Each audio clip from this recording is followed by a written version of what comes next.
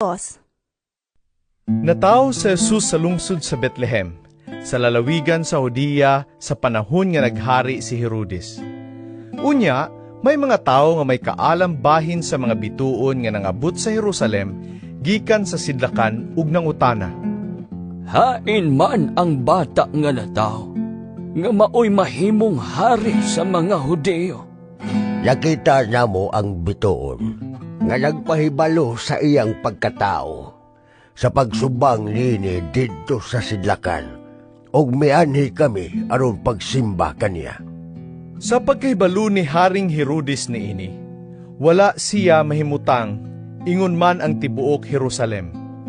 Gitigom niya ang kadagkuan sa mga pari ug ang mga magtutudlo sa balaod, ug gipangutana niya sila.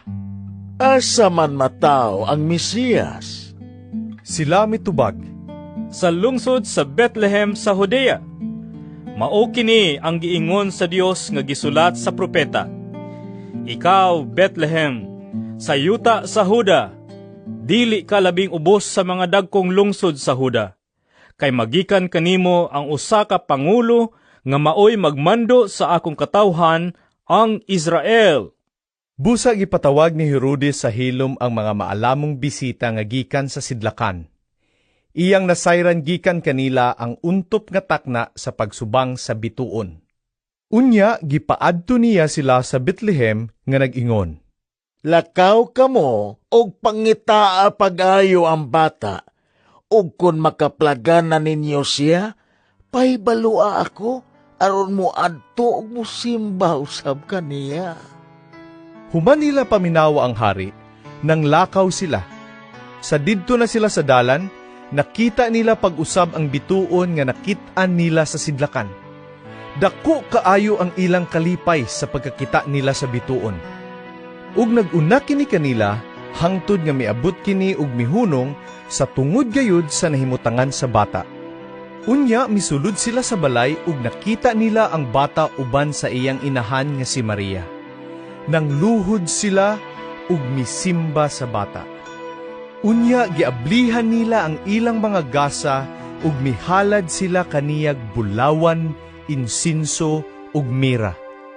Pinaagi sa damgo, gipahimatngunan sila sa Dios sa dili pagbalik ngadto kang Herodes, busa na mauli sila agi sa laing dalan.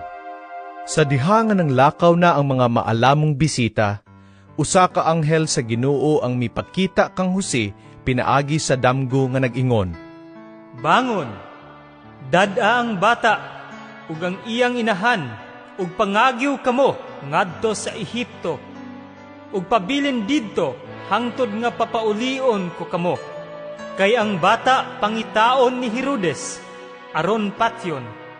Busa, mibangon si Jose. Gidala niya ang bata ug ang inahan ug mikagyo sila ni adtong gabhiuna padulong sa Ehipto.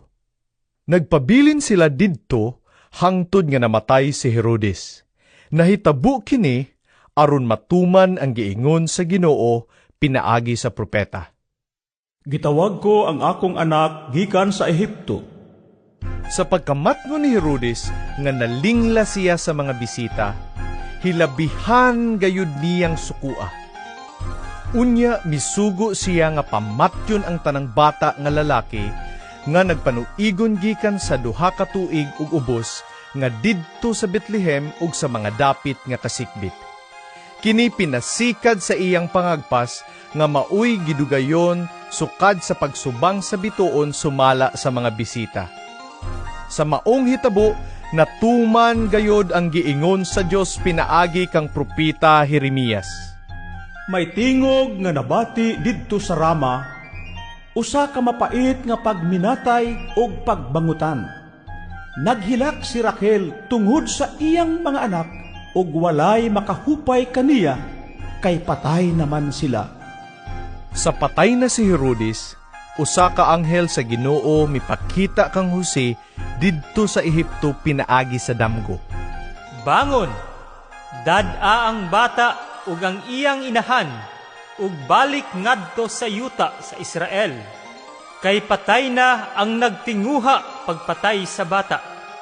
Matud sa anghel, Busa mibangon si Jose, ug gidala niya ang bata ug ang inahan ug na mauli sila sa yuta sa Israel. Apan, sa pagkanungog niya nga si Arkelao na ang naghari sa Judea, puli kang Herodes nga iyang amahan, nahadlok si Jose sa pagpuyo didto. Unya gipahimangnuan na usab siya sa Ginoo, pinaagi sa damgo, busa miadto siya sa lalawigan sa Galilea, ug mipuyo sa usa ka lungsod nga ginganlag Nazaret. Nahitabo kini aron matuman ang giingon sa mga propeta. Siya pagailhong taga Nazaret,